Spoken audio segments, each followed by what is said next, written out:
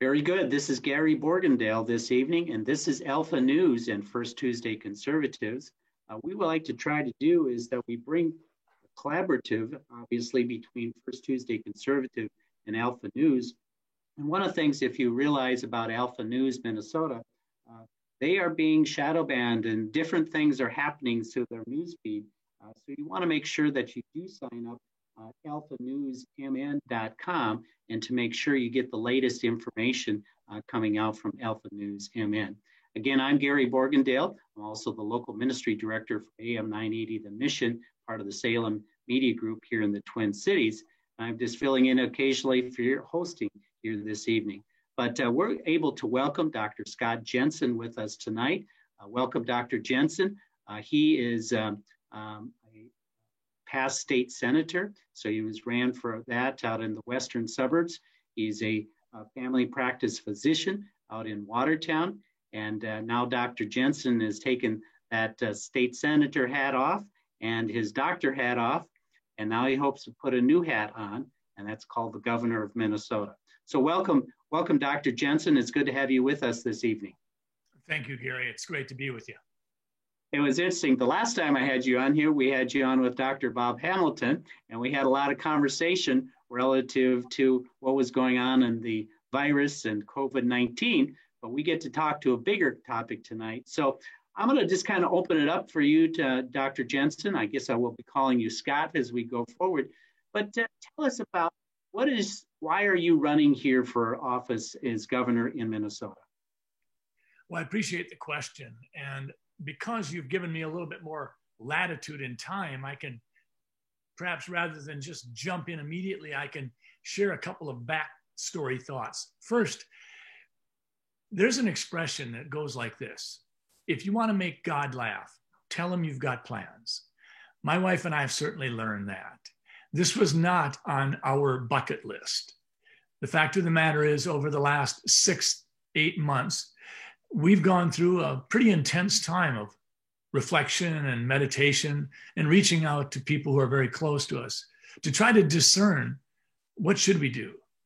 And frequently, our thoughts hearken to the book of Esther in the Old Testament, chapter 4, verse 14, where Mordecai challenges Esther with the thought, have you thought that the reason you're in the position you're in is for such a time as this? And that's where Mary and I landed. We believe that Minnesota is not on a sustainable path. We're a more divided state than we've ever been in my lifetime. And the fact of the matter is, I'm at a point where I think that we need to step up and say, what can we do differently? How can we build bridges? From my perspective, I would say that what I want to do is I want to prepare Minnesota for the future, for challenges, for problems, elevating real science, medical science, not political science. I don't think Governor Walz has been able to do that. I think he's been the victim of groupthink. I think the idea of paying $7 million for a building that would serve as a morgue that's never seen a cadaver is beyond lunacy. As governor, I would absolutely protect Minnesotans, the streets of Minneapolis, the folks living in long-term care facilities, students in schools, small businesses. These folks have been terrified by what decision will Governor Walz make next. When he puts his fingers on the dials and turns them, how will it land? How will it feel? I promise Minnesotans that I'll preserve the way we govern ourselves. We will have 3 branches of government, co-equal. The legislature will go through the process of debating and discussing and vetting legislative possibilities. The judiciary will provide oversight, and the governor will weigh in many different manners, but certainly with his pen, either vetoing or signing legislation. That's how it's supposed to work. I believe Minnesotans have been disrespected. One size doesn't fit all for us. We have a large geographic state. We've got communities that are tiny. We've got cities that are huge. Hennepin County and Kitson County in northwestern Minnesota are not the same. Population density isn't the same. Infrastructure needs aren't the same. Broadband access isn't the same. And certainly teaching in schools isn't the same. There are kids in greater Minnesota that have such terrible internet access that entire days will pass by whereby they won't be able to connect to their teachers. Nothing will happen. As a governor, I think I would bring to the table an unusual transparency because that's just my nature.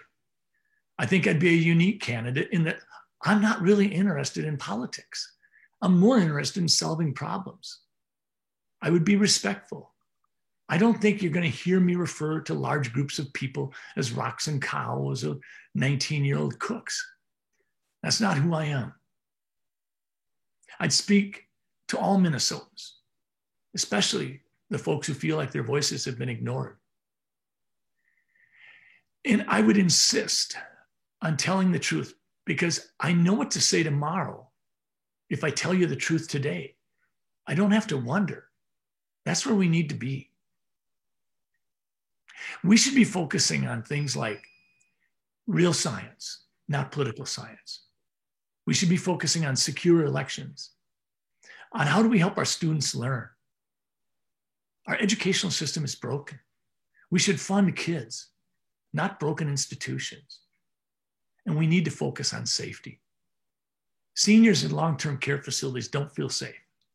Students don't feel safe when they don't know if tomorrow they'll be denied the chance to participate in extracurricular sports because of the results of a test that has an unacceptably high level of false positives. Students have had an entire year obliterated from their life that they'll never retrieve. For seniors, we're talking about proms and farewells and graduations. For second graders, we're talking about reading.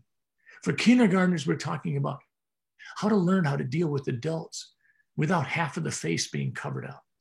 These are the things we've gone through. For 40 years, I have had the privilege of being the voice for my patients. And now I seek a challenge beyond anything I've ever attempted before. And that's to be the voice for Minnesotans. Together, I think that we can heal Minnesota, but we have to do it together. Well, that's very good, Scott Jensen, who is with us tonight here, and as he talks about his campaign for governor of Minnesota. So, Scott, I just want to pull out a couple of things out of there as you talk about that. Talk about the education component. How do you see we need to move into that area and fix some of those things? I think you identified that broadband is a very important component, but maybe there might be others that you'd really emphasize from an education standpoint. That's a great question, Gary. And we can talk about broadband, and it is important. But I think if we're going to go back to the root of the problem, I think we've got to go back to parents and teachers, because that's the chemistry that has to work. Parents know best how their children learn, how their children respond to various stimuli. Some kids learn audio. Some kids learn visual. Some kids learn with their hands on the object. That's nothing new. We've had that for hundreds of years. But it seems today our system of education is literally using a cookie cutter approach that says, this is the way you'll learn, or you're not going to be very successful. We can't have a teachers union determine how we're going to solve our problems, because we've got big problems. In Minnesota, we have literally become second to the state of Mississippi in some of the reading and writing and arithmetic scores in 5th and 8th grade. Literally, we had unacceptable. We were one of the top 3 or 4 in the nation for decades, and we sit second to Mississippi. This isn't working. I was in the legislature long enough to see the quibbling and the bickering every session. Are we going to provide 2% plus 2% for the next 2 years? Or are we going to go 1%, 2%, 1.5%, 2%? It's ridiculous. We're not solving the problem. Achievement gaps are increasing. Racial inequities aren't being improved. We're not fixing it. So we need to start saying, parents get to have more choice. The dollars need to follow the kids. We need to have teachers be the professionals that they are. Come alongside the parents. Help the parents work with their kids to get kids the best education they can. If you look at us internationally, our education system is failing. So from an education perspective, it's time to move the unions and the politicians and the bureaucrats aside. We've got to put front and center teachers and parents.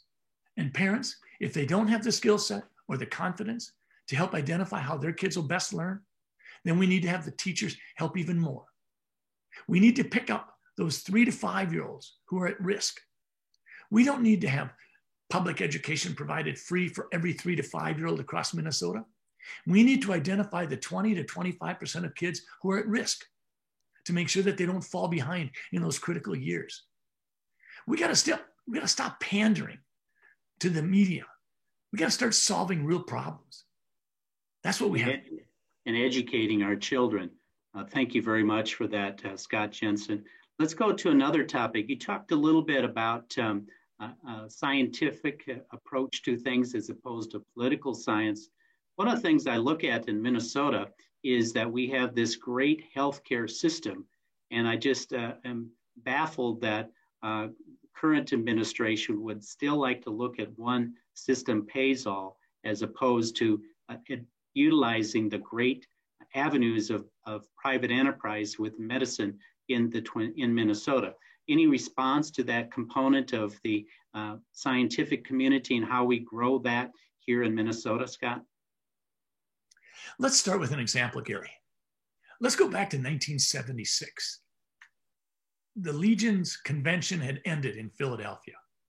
People had gathered in Philadelphia, Pennsylvania, and they went home. And what happened? Over the 1 to 5 days when they left Philadelphia, people were falling ill.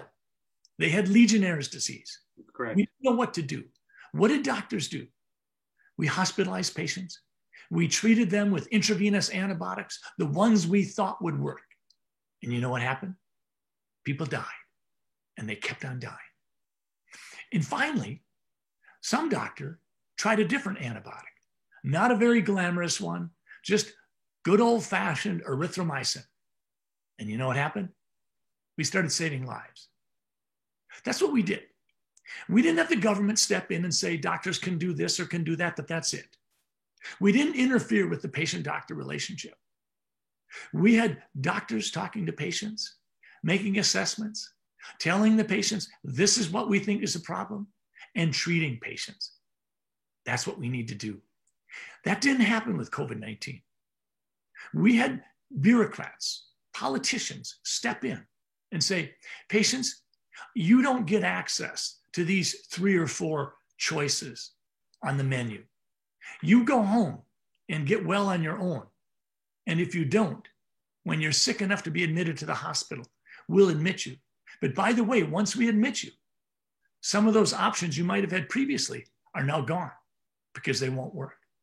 We had governors stopping pharmacies from filling physician prescriptions for hydroxychloroquine. Hydroxychloroquine for 65 years plus has been on the World Health Organization's essential list of medications. It's a safe medicine. My wife was on it for 15 years for arthritis. I have a lot of confidence with that medicine. There is no reason why a patient and I cannot make that decision together if a patient wants to try that. We have had so many disasters with the way we have taken care of COVID-19. We have allowed panic to absolutely drive the agenda. Physicians and patients have not been allowed to do what they normally would do. And so the high quality, superior medical care that's been available in Minnesota literally got kicked to the curb. So we've had people dying. In New York, we had people dying in droves because we treated those patients like we thought we should. We put them on ventilators. We increased the pressure. And instead of 40% of people on ventilators dying, it went to 80%. Going on a ventilator became a death sentence. The New York physicians learned quickly. They backed off. New techniques were addressed. New techniques were found. And we've gotten better. Physicians like me have said vitamin C and vitamin D and zinc make a lot of sense. Try to strengthen your immune system. Get off the couch. Lose 5 pounds. Yes. This is what we said. This is all hands on deck, folks. COVID-19 is no hoax. It's a big deal, and it's killed a lot of folks. How many might be debatable. The only way we're going to ever learn that is to do an audit.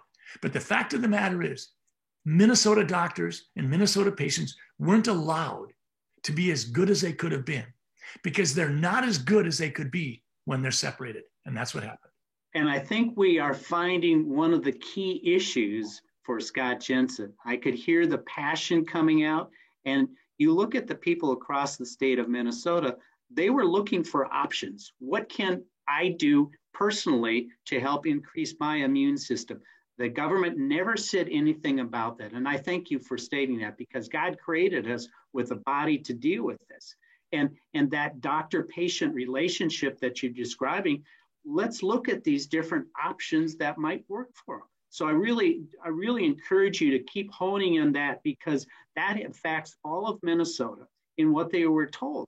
And some of the times they were told things that were the wrong thing, and yet they were forced to believe it. So I highly encourage you to really continue to focus in on that. I'm not supposed to talk as much like this. I'm supposed to ask the questions, but I get engaged in this stuff a little bit as well. So really, I hear from you about the importance of the scientific community and how it relates to the medical area. What would you say are another 2 or 3 issues that really stand out? And this is what I'm hanging my hat on in this campaign. I understand that they may change over the course of the campaign, but what do you see those other 2 or 3 major issues there? Safety and secure elections. People say there's no proven demonstration of massive voter fraud. What a cop-out. What a cop-out. If you go back and look at the last 20 years of elections, you will find cries of shenanigans in elections from the Republicans, from the Democrats, from the independents. Frequently, it has to do with who wins and who loses. In Minnesota. Absolutely. The fact of the matter is, we know that there are harvesting of ballots that goes on. We know that there's been illegal vouching. We know that the absentee voting system has been abused at times. I know personally that dead people have voted because they were my patients that died. I know personally people who are so demented that they don't know their name are voting, and I don't know how they could vote without having an excess amount of assistance. I think we got to quit playing politics and just acknowledge that we could do better. Let's make it easy to vote, but hard to cheat. Let's put a focus on making sure that every ballot that gets in the box is an eligible ballot. Why do we have such an emphasis to stuff the box with as many ballots as possible? I don't want my vote to be nullified by someone who shouldn't be voting. And don't tell me that I'm trying to take away someone else's right to vote. I'm not. I just think secure elections are critical for Americans to have confidence in our elections, because that's how you have peaceful succession in leadership roles. And I think when it comes to safety, Gary, I think people should go back and look at Newark, New Jersey and Detroit, Michigan in 1955. And they'll look at it in 1970, after the civil rights movement and the riots had so much devastating impact on some communities, including Detroit and Newark. Everybody thought that Detroit and Newark would bounce back. Wonderful cities at one time. Detroit, the city of gold, the big automakers, everything going their way. It's been 50 years. These cities have not bounced back. Minnesotans are being unduly naive if they think Minneapolis will bounce back just because of Minnesota nice. It's not going to happen. The fact of the matter is, you're going to see a pretty small number of people in comparison to in the past interested in going to an 8 o'clock baseball game and having to leave Minneapolis at 10:30 or 11 o'clock at night. You've had 95 restaurants close in Minneapolis. There may be more closing. The fact of the matter is, we don't feel safe on our streets. The number of people that applied to be able to carry a gun, permit to carry, doubled in 2020. The fastest growing group of people buying handguns is women. People do not feel safe. And certainly, people living in long-term care facilities don't feel safe. They feel locked down, locked in, and their families are locked out. And that was after governors' policies piped active COVID disease right into the facilities. And as I mentioned before, students aren't feeling safe. And small business owners are wondering when they'll be shut down next. Lockdowns and school closures have been demonstrated over and over again across the world. They don't work. This has been crazy. We have sacrificed science, which is the process of observing and measuring and hypothesizing. That's what science is. We have sacrificed it at the altar of panic. A couple of questions that have come in, and thank you for those who are viewing tonight on Alpha News MN, as well as First Tuesday Conservative. I will never spend another dime in Hennepin and Ramsey County because the media blames on COVID. Trust me, I'm out of state Minnesota. That's why an older generation has done away with them. I'm not exactly sure of the full context of that, but I think you're correct in stating that until it's safe in those Ramsey and Hennepin counties, it's going to be a hard time for people to come down there. I want to circle back on that safety component, not in so much in the nursing homes, but in the safety of the streets in Minneapolis and St. Paul. I know that's different than being the mayor of those cities, but as governor, what would you be looking at to do to enhance that safety and security in downtown St. Paul and Minneapolis?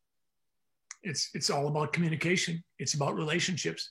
The governor should be meeting with leaders of the minority communities and leaders of the city council and the mayor virtually every day.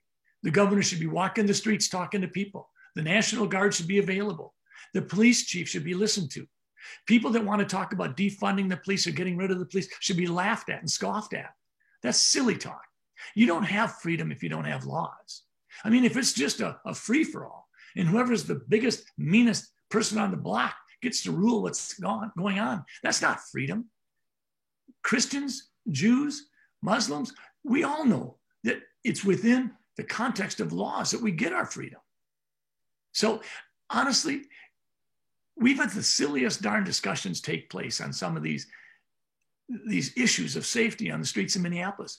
And I think the person who asked that question in part is saying, hey, I don't want to be a part of taking part of my paycheck to have Minneapolis rebuilt. I want Minneapolis to rebuild itself. Now, I don't know how that's going to settle out. But the fact of the matter is, when Governor Walz and Mayor Frey declined to protect the 3rd Precinct building, declined to protect the streets, said that it was okay to riot without masks, did all these hypocritical things, people basically said, I've had enough.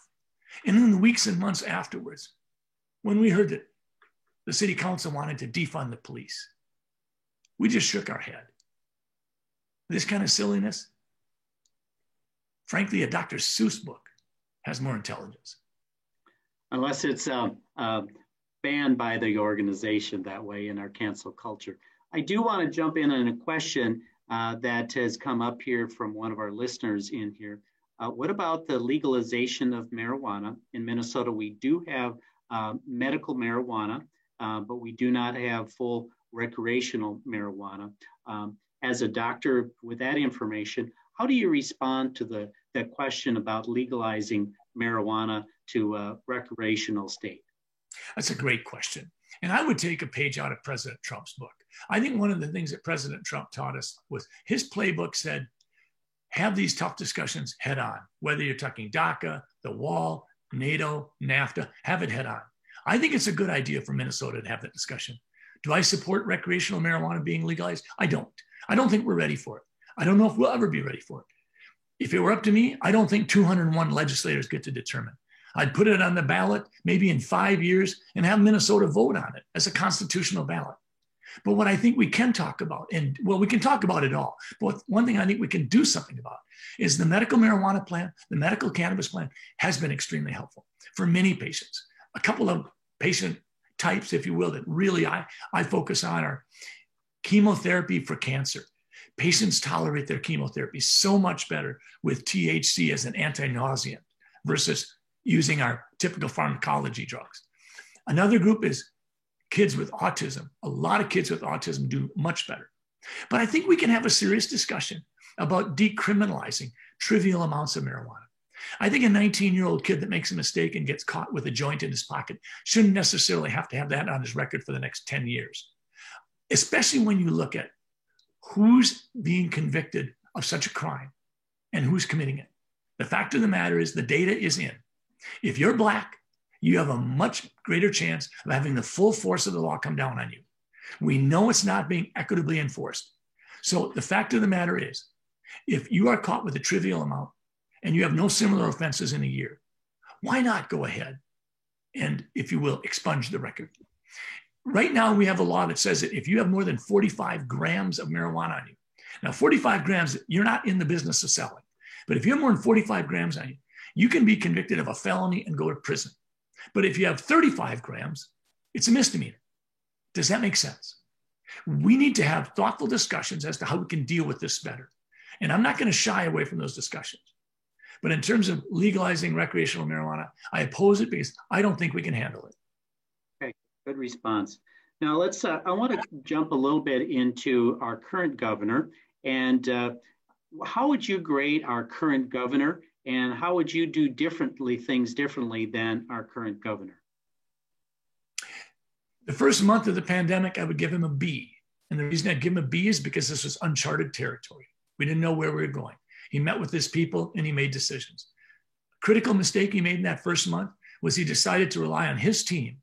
I think that was a mistake. He should have had a parallel group, a group that isn't beholden to him, a group that isn't going to genuflect in front of him and say, yes, sir, yes, sir. When do you want me to jump, sir? It should have been a group of skeptics. It should have been a group of mixed men and women, minorities and whites. And they should have gotten together and they should have challenged it. The first month, I think everybody would say, we didn't know. But when he ended the lockdown, when he closed the schools, when he started to use a cookie cutter approach and said, doesn't matter if you're in Kittson County in Minnesota or in Hennepin County, I'm making the rules. When he started to treat Minnesota citizens as a king would treat his subjects, instead of being a governor talking with his constituents, he was on slippery slope. So I would give him the first month, I'd give him a B. By the time he got to the third month, he's getting a D. And when he started buying morgues for $7 million, and when he did a lottery system, we had months and months to prepare for the rollout with the vaccine. When he's denied schools the ability to make their own decisions, everything was cumbersome. Everything was complicated.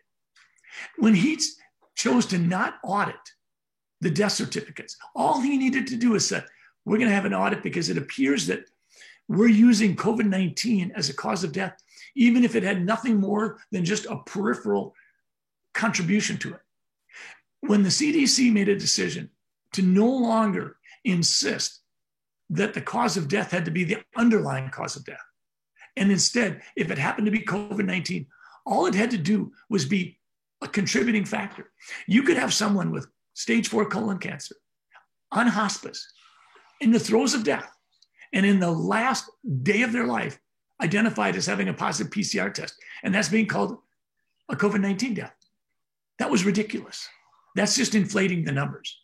At that point in time, when I raised that point, all Governor Walz needed to do was say, we're going to audit this because it behooves all of us to have good, reliable data.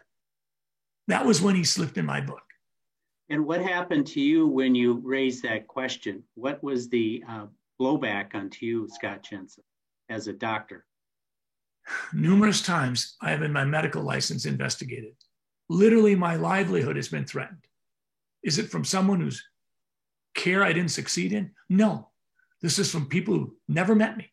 This is from people I don't know their names. This is from anonymous accusers who went online and filled out a paragraph online complaining of 2 or 3 sentences. I'm a reckless danger to public health. I'm spreading misinformation because I compared the flu to COVID-19, just like Dr. Fauci did and Dr. Osterholm. These were the things that happened to me when I came out. And I think Governor Walz didn't do anything in terms of saying, let's do whatever we can to get more reliable data. And let's have this conversation. Let's have this discussion. And if we need to make changes, we can make changes. Absolutely. I remember someone asking me, well, have you reached out to them? Yes, I reached out to them. I reached out to the Department of Health. I never got any response. I was a sitting senator. I never got any response. Yeah. So I want to go back to a little bit that you included in kind of your opening statement, Scott. And we are talking with Scott Jensen, who is now running for Minnesota governor. He's a former state senator and also is a practicing physician in family practice in Watertown. But now he's looking at a new hat here as a governor of Minnesota. But tell us again, Scott, why are you running for governor of Minnesota? I think we're seeing failed leadership. I think we're on an unsustainable path, and this isn't the Minnesota I grew up in.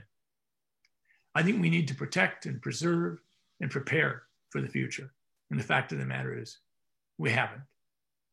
I would bring to the table a different approach. I think the family doctor approach, solving problems, being the voice of their patients, wanting to be the voice of Minnesota would be different. I'm no professional politician. I think we've had enough of that. I think we need people to tell the truth. We need people to be transparent. I don't think we're getting that. I think we can do better. I don't see a path towards healing Minnesota. I think Governor Walz was slow to lead in terms of election security. He made it sound like everything was hunky-dory. I think Governor Walz was slow to say, let's have good data. I think he was slow to come out and say, we're not going to do immunity or vaccine passports in this state. People were so fearful. Governor Walz knows what's going on. He knows that there's virtually a de facto mandate emerging in our very society. Come out and say it. Tell Minnesota, no, we're not doing that. We're not going to force you into having a vaccine. We're going to try to provide you as much education as we can. But at the end of the day, I'm going to respect the people of Minnesota. I'm going to respect that people get a choice. I'm going to respect that we all get health freedom. Governor Walz didn't do that. This feels like a king talking to his subjects, not a governor speaking with his constituents. Good. Let's change course a little bit and let's get to know Scott Jensen and who he is. And so tell us a little bit about where you grew up, where you went to school, your wife, your family. So let's get a little just of the personal information of who Scott Jensen is. Well, I had a wonderful childhood. I grew up in Sleepy Eye, Minnesota, middle child of 5, 3 brothers and a sister. Was that on the banks of Plum River or Plum Creek? Not Plum Creek. It was Cottonwood Creek. Okay, I was thinking a Little House on the Prairie in Sleepy Eye. So I drove and they traveled. Okay, excuse me. Fort Ridgely, yes. But I like the way you're thinking. So anyway, I had a great childhood. My mom was my best friend. My dad was my hero. I went to Sleepy Eye Public High School. I had a chance to play sports, not because I was any great athlete, but because there weren't too many kids in my class. And then I went to the university. That has a tendency to work out well if you want to play sports, if there's not a lot of people in your class. How many were in your graduating class? 67. Okay, I had 75 in mine, so it's kind of like in that same neighborhood there. Keep going, Scott. I went to the University of Minnesota undergraduate and studied physiology. And tragically, right in my 2nd or 3rd year of college, my mom died of colon cancer in her 40s. I went to dental school and I was president of the class, and it was a wonderful experience, but I just didn't really have a love affair with teeth. So the logical thing, and I took a leave of absence and I went to the seminary. And I studied. What seminary did you go to? I went to Luther Seminary. Okay. And that was a wonderful year. And I made 2 big decisions that year. I decided to ask my girlfriend to marry me, and we've now been married 43 years. And I also decided to go into medical school. And so I went into medicine. I finished a residency in family practice. I went to Wabasha, Minnesota, practiced for a couple of years, and then I moved to Watertown with my wife and 3 kids, and we've been there ever since. Well, great. Now, and you have 3 kids, is that what you said? Yeah, my 3 children, girl, boy, girl, anesthesiologist, lawyer, family doctor. My wife had a fascinating career. She's a veterinarian, and she spent a good portion of her career dealing with exotic animals. So if I came home and told her that I had an interesting patient in with pneumonia, she might tell me that she had an interesting boa constrictor in with pneumonia. I'd outdo her in terms of that. She had interesting. Had to be interesting conversations over the dinner table talking about your different patients like that. Always.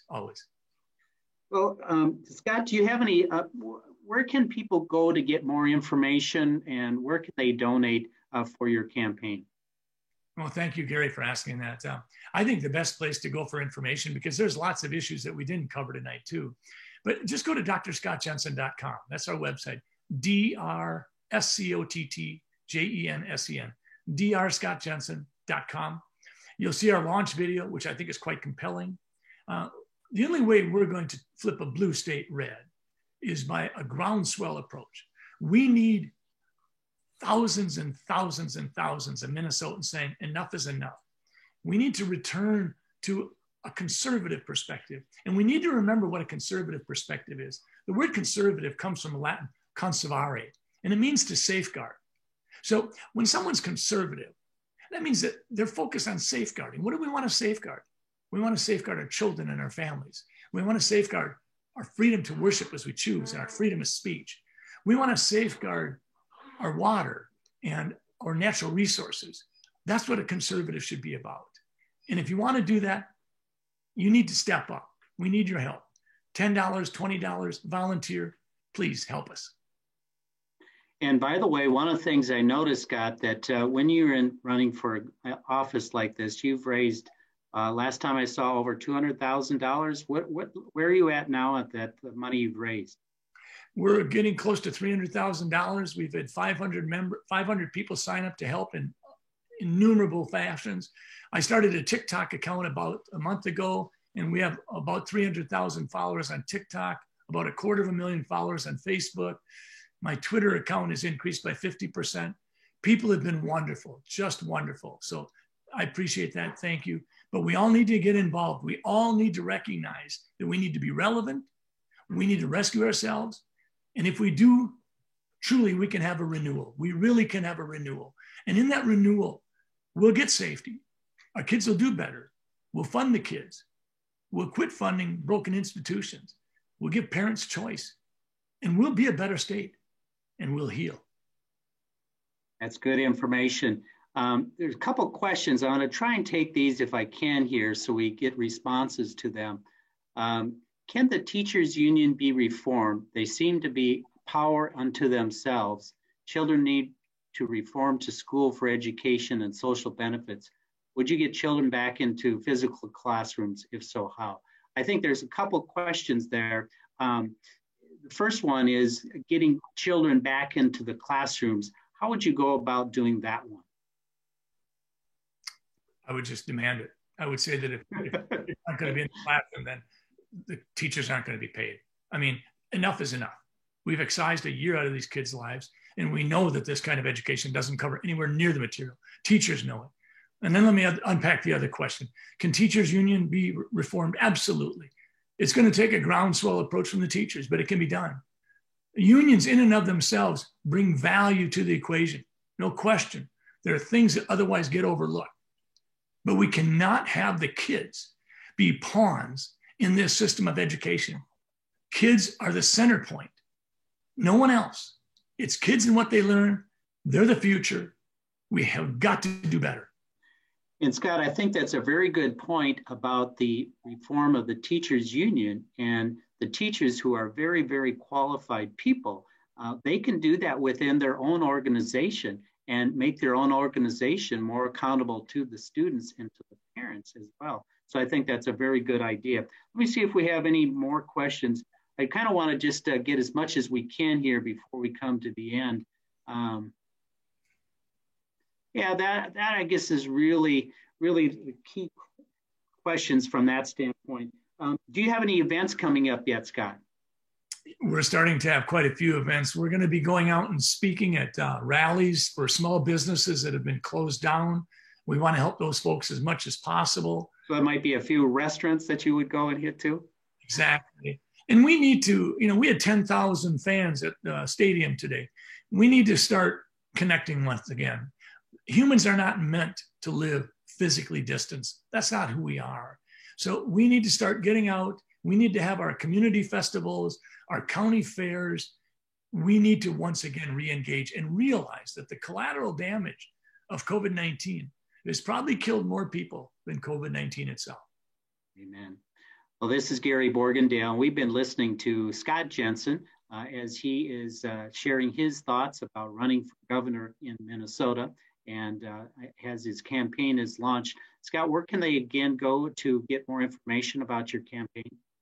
I would ask people to go to our website, drscottjensen.com, drscottjensen.com. Watch our launch video, volunteer, step up. We need you. Again, in order for us to be the state we can be, all Minnesotans need to be relevant. And we all have to recognize that we're not in a good place. And that means we have to work, each one of us, towards helping rescue our state. And when we do, there will be hope on the other side of things. And then we can become who and what we've been in the past. Very good.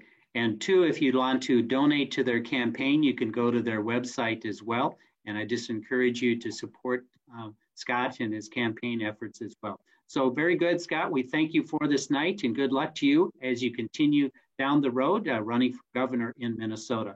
And again, this is Gary Borgendale for Alpha News MN and for First Tuesday Conservatives. And thank you, audience, too, for your questions that you had for us today. We tried to get to most of those, and we will tune in next time as we have more conversations about how to change Minnesota to the right. And this is Gary Borgendale and saying good night. Thank you again, Scott. Good night. Thank you, Gary.